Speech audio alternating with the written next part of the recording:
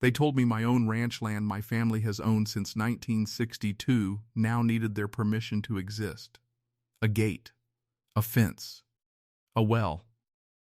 All of it violations, they said.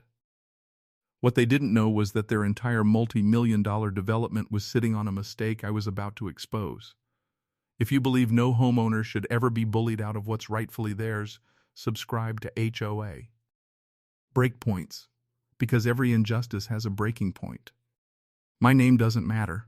What matters is 340 acres of Texas hill country that's been in my family for over 60 years.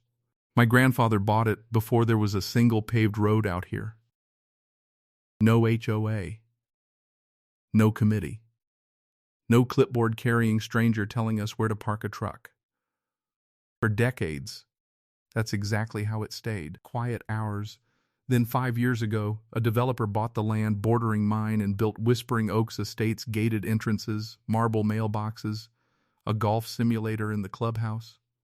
Overnight, my peaceful dirt road became a luxury cul-de-sac with a homeowners association that acted like it owned the whole valley. I want you to remember one word right now. Easement.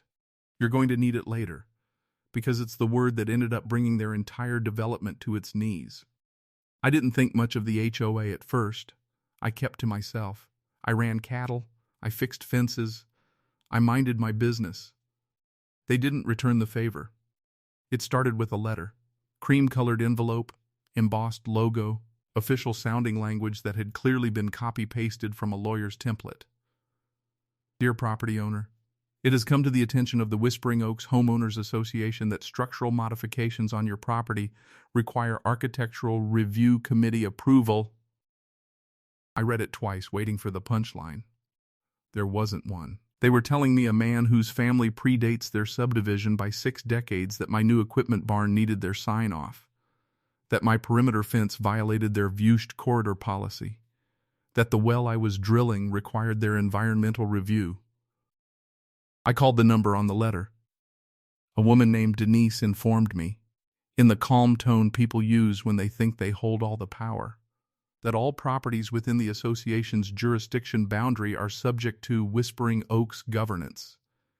Here's the problem: my ranch was never in their jurisdiction. Not on paper, not on record, not anywhere.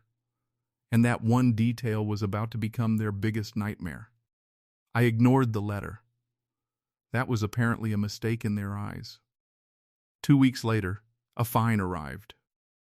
$500 for unauthorized construction. Then another. Then a certified letter threatening a lien on land my grandfather paid off in cash before some of their board members were even born. I drove to their next HOA meeting, mostly out of curiosity. What I found was a room full of people in golf polos arguing about mailbox colors like it was a matter of national security, and somehow my name was on their agenda. The HOA president, a man named Craig who'd lived there for 11 months, stood up and told the room that non-compliant legacy properties like mine were a threat to community property values and that legal action was on the table. Legal action. Against a 100-year-old family ranch. Over a barn. I didn't say a word that night. I just smiled, thanked them for their time, and drove home. Because 2 nights earlier, alone at my kitchen table with a flashlight and a box of my grandfather's old land records, I had found something. Something buried in a filing cabinet since 1971. Something Craig and his committee had no idea existed.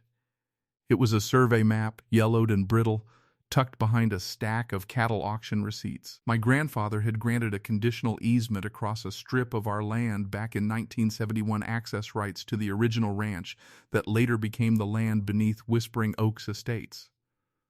Conditional. The condition was simple. The easement was only valid as long as the land remained undeveloped agricultural property. The moment it became a residential subdivision with paved roads, underground utilities, and gated entrances, the easement legally expired. Which meant, according to a 60-year-old handwritten agreement, Whispering Oaks Estates' primary access road, the one every single resident used to get in and out, was sitting on land my family never actually released for development use. I sat there staring at that map for almost an hour. Their entire multi-million-dollar luxury development had one road in and one road out. And that road existed because of a permission my family gave that had quietly, legally, expired the day they broke ground. They spent 5 years telling me what I could and couldn't do with my own land. They never once checked whether they had the right to drive over mine. I closed the file, made a copy for my attorney, and did something they never expected. I waited. For 3 months, I said nothing. I paid their bogus fines, every single one, with a smile, because I wanted a paper trail proving I'd been more than reasonable while they escalated. I let Craig send 2 more threatening letters. I let the HOA attorney call my cell phone and leave a voicemail implying they could force a lien sale on my property. I saved every message. Meanwhile, my attorney quietly filed a motion establishing the easement's original 1971 terms with the county recorder's office, alongside a formal notice of expiration served directly to the development's title company, the one responsible for ensuring their access road was legitimate. Title insurance companies do not like surprises, especially ones involving a road that 400 homes depend on. Remember that word I told you to hold on to, easement? This was the moment it stopped being a technicality and became a weapon. Because once the title company confirmed the access road had no valid legal right-of-way, Whispering Oaks Estates wasn't just facing an angry rancher anymore. They were facing a title defect that could freeze every home sale in the neighborhood. The call came on a Tuesday morning, not from Denise, not from Craig, from the developer's lawyer.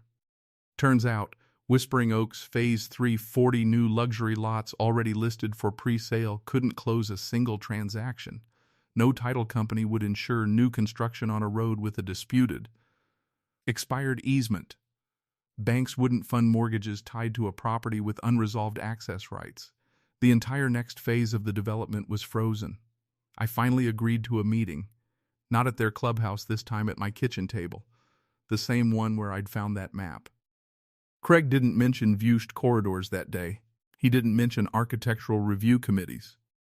He asked, almost politely, what it would take to resolve the access issue.